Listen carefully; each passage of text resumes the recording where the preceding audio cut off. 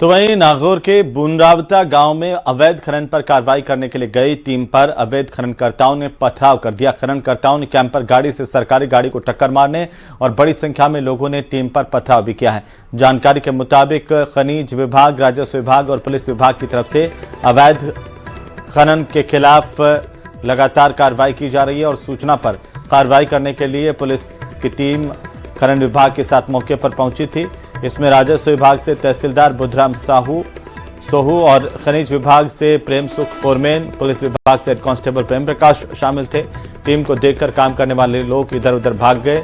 मौके पर जायजा लेकर तहसीलदार वहां से निकले। इस दौरान 1 घंटे बाद लोग इकट्ठा हुए, गाड़ियां लेकर वहां पर पहुंचे। अचानक वहां पर खड़े खनिज और पुलिस के जवानों पर पथराव शुरू कर दिया। इसकी सूचना मिलने पर एसडीएम और सीआई सुरेश चौधरी मईजाब्ता वहां पहुंचे और मौके से एक डंपर, एक जेसीबी, 9 मोटरसाइकिल आदि को जब्त किया है। पुलिस ने 4 लोगों को पकड़ा, उनसे पूछताछ जारी है। निर्देशन पर अवैध माइनिंग के विरुद्ध एक अभियान जिले भर में चलाया जा रहा था।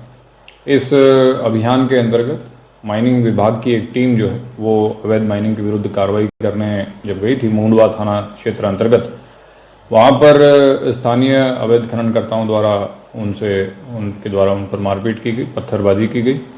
इस संदर्भ में एक प्रकरण थाना मुंडवा पर दर्ज किया गया है और चूंकि घटना राज्य कर्मचारियों के संबंधित है, इस प्रकरण को मैं स्वयं मॉनिटर कर रहा हूं और शीघ्र, अतिशीघ्र और पुख्ता और मजबूत कार्रवाई इन सभी के विरुद्ध की जाएगी। तो वहीं राजस्थान में एक बार फिर से चुनावी हलचल तेज हो गई और इस बार यह हलचल अपनी छोटी सरकार यानी कि पंचायत चुनाव को लेकर के है। राज्य निर्वाचन आयोग ने लगभग तमाम तैयारियां पूरी कर ली हैं। रिपोर्ट देखिए।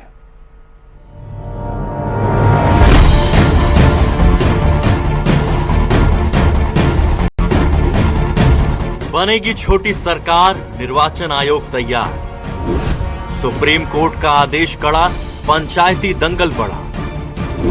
15 अप्रैल की डेडलाइन, चुनावी तैयारियां फाइन। राजस्थान के गांवों की चौपालों पर अब सियासत की चर्चा तेज हो गई है। लोकतंत्र की सबसे जमीनी इकाई यानी पंचायती राज चुनाव 2026 का बिगुल बजने ही वाला है। राज्य निर्वाचन आयोग ने अपनी तैयारियों को अंतिम रूप दे दिया है, चाहे वो वोटर लिस्ट का खाका हो या चुनाव चिन्हों का आवंटन। इस बार आयोग के तेवर सख्त हैं और तैयारी फुल प्रूफ। चुनाव आयुक्त राजेश्वर सिंह ने साफ कर दिया है कि निष्पक्षता और पारदर्शिता से कोई समझौता नहीं होगा।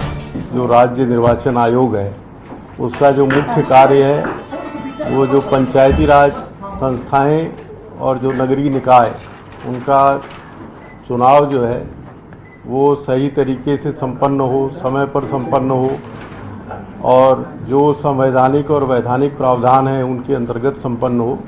तो इसके लिए जो है इस आयोग का गठन किया गया है। तो हम कोशिश करेंगे कि जो राज्य की पंचायती राज संस्थाएं हैं और जो नगरीय निकाय हैं उनके चुनाव जो है वो निष्पक्ष तरीके से, तटस्थ तरीके से, त्रुटिहीन तरीके से और पारदर्शी तरीके से जो है वो संपन्न हो। इस बार की चुनावी बिसात पिछली बार से जुदा है क्योंकि इस बार सिर पर सुप्रीम कोर्ट की 15 अप्रैल वाली डेडलाइन खड़ी है। अदालत का साफ आदेश है कि पंचायत चुनाव समय पर हो, लिहाजा निर्वाचन आयोग किसी भी ढिलाई के मूड में नहीं है। इसके लिए पहले से तय कार्यक्रमों के मुताबिक 29 जनवरी को ड्राफ्ट वोटर लिस्ट जारी होगी। 31 जनवरी को वार्डों और पोलिंग स्टेशनों पर ड्राफ्ट सूची पढ़कर सुनाई जाएगी। 7 फरवरी तक दावे और आपत्तियां ली जाएंगी। 8 से 14 फरवरी तक उनका निस्तारण होगा। 25 फरवरी को फाइनल वोटर लिस्ट जारी की जाएगी। सबसे बड़ी खुशखबरी उन युवाओं के लिए है जो 1 जनवरी 2026 को 18 साल के हो चुके हैं। उन्हें इस बार छोटी सरकार चुनने का मौका मिलेगा। लिहाजा पंचायती राज चुनावों के लिए 3 स्तर पर लिस्ट तैयार होगी। ग्राम पंचायत स्तर पर वार्डवार वोटर लिस्ट बनेगी। पंचायत समिति स्तर पर वार्डवार वोटर लिस्ट बनेगी। जिला परिषद स्तर पर वार्डवार वोटर लिस्ट तैयार की जाएगी। इन सूचियों को विधानसभा चुनाव की वोटर लिस्ट के डेटाबेस से जोड़कर स्टेट लेवल एजेंसी के सॉफ्टवेयर के जरिए अपडेट किया जा रहा है। इस बीच गौर करने वाली बात है कि राज्य निर्वाचन आयोग की नजर में महंगाई के इस दौर में भी अब गांव की प्रधानी लड़ना भी थोड़ा महंगा होगा। ऐसे में आयोग ने बढ़ते खर्चों को देखते हुए उम्मीदवारों के लिए चुनावी खर्च की सीमा बढ़ा दी है।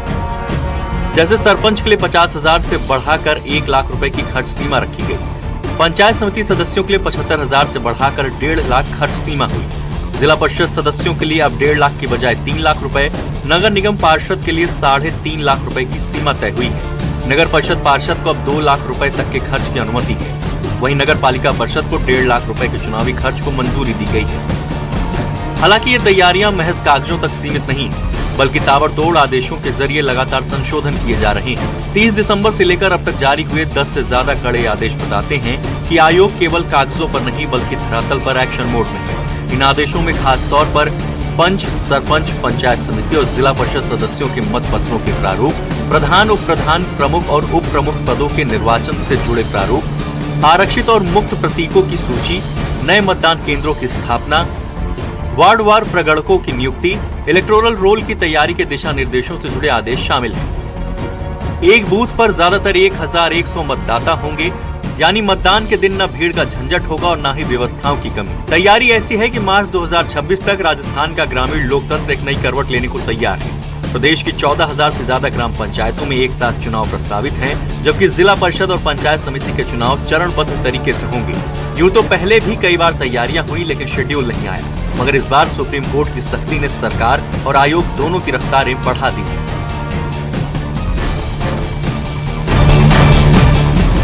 राजस्थान के अंदर पिछले कुछ समय से सियासी पार्टियों द्वारा वार पलटवार का दौर राजस्थान के अंदर पंचायती राज और निकाय चुनाव को लेकर के जारी है। ऐसे में राज्य निर्वाचन आयोग की ओर से की गई तैयारियों से एक बात स्पष्ट हो गई है कि फरवरी तक तमाम तैयारियां पूरी कर ली जाएंगी। ऐसे में फरवरी के बाद में कभी भी पंचायती राज चुनाव होने का रास्ता अब साफ नजर आ रहा है। देखना यह है कि पंचायती राज जो चुनाव हैं और नगर निकाय चुनाव हैं, इनको लेकर के शेड्यूल कब तक जारी किया जाता है। कैमरा पर्सन दिलीप चेची के साथ में अरबाज अहमद, न्यूज़ 18 के लिए जयपुर से। तो वहीं अजमेर में ख्वाजा गरीब नवाज की दरगाह में संकट मोचन शिव मंदिर होने का दावा करने के मामले को लेकर सिविल कोर्ट में आज सुनवाई होनी थी, लेकिन अधिवक्ताओं की तरफ से वर्क सस्पेंड करने पर इस पर सुनवाई को टाला गया। अब 21 फरवरी को नई तारीख दी गई है। आपको बता दें कि हिंदू सेना के राष्ट्रीय अध्यक्ष विष्णु की तरफ से ये अर्जी लगाई गई थी, जबकि अल्पसंख्यक विभाग और दरगाह कमेटी ने मामले को खारिज करने की अर्जी लगाई है। ऐसे में अब दोनों पक्षों के वकील अपने अपने तर्क 21 फरवरी को कोर्ट में रखेंगे। 11 में वो लगातार सिर्फ अपनी बात कर रहे हैं कि भाई बर्सिप एक्ट का मामला उठा रहे हैं। बर्सिप एक्ट और एक बिंदु उन्होंने और उठाया है, लेकिन बर्सिप एक्ट यहाँ कहीं से लागू नहीं होता, क्योंकि 7/11 में जो केस वहाँ हुए हैं वो ज्ञान वापी और जो मथुरा का केस है उनको लिया है। लेकिन ये बर्सिप एक्ट में ये दरगाह आती नहीं। उससे पहले भी हमारे वकील साहब ने बहस की थी, उसके बाद 7-10 पे भी बहस हुई, लेकिन दोबारा इन्होंने फिर दोबारा बर्सिप एक्ट का मुद्दा उठाया है।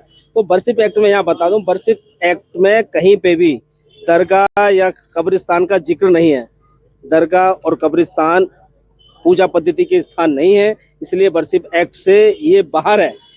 हाँ जी, आज जो है शिव मंदिर बनाम दरगाह कमेटी मैटर में, क्योंकि आज तो वकीलों की तरफ से वर्क सस्पेंडेड है, तो हमने एक पहले जो अपनी एप्लीकेशन लगा रखी थी यहाँ पर चादर रोकने के लिए, अब वो निकल चुका है समय, उसका चादर चढ़ाई जा चुकी है जो भी हुआ है, और हमारी सुप्रीम कोर्ट में भी याचिका लगी है। तो हमने माननीय न्यायालय को बताया कि एक साथ 2 जगह चल रही है, तो हमारे को लिबर्टी दी गई विड्रॉ करने के लिए, ताकि उसके बाद जो है पुनः अगर अर्जेंसी हुई तब बाद में पेश करेंगे, जब तक सुप्रीम कोर्ट उसका निस्तारण नहीं कर लेता।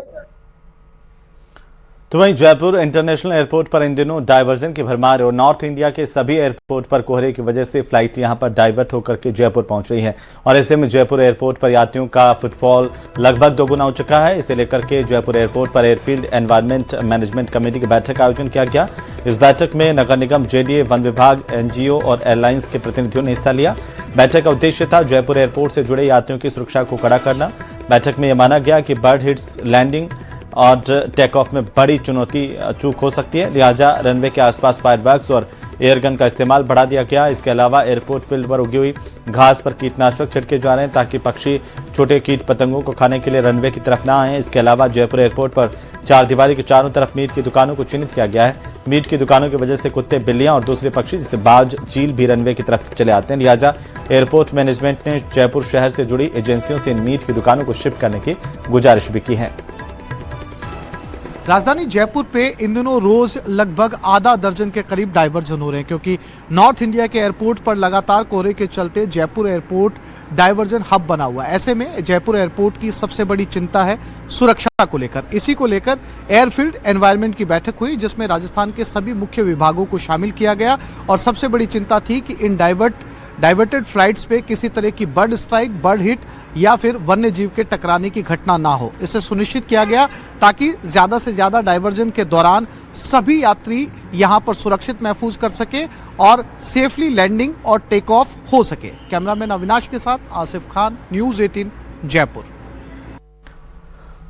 तो वहीं दौसा में मशहूर डांसर गौरी नागौरी ने बीजेपी और प्रधानमंत्री मोदी को लेकर बयान दिया, जो सोशल मीडिया पर वायरल हो रहा है। इसमें गौरी नागौरी करें कि I love BJP, I love Modi, Nagaur से चुनाव लड़ूंगी।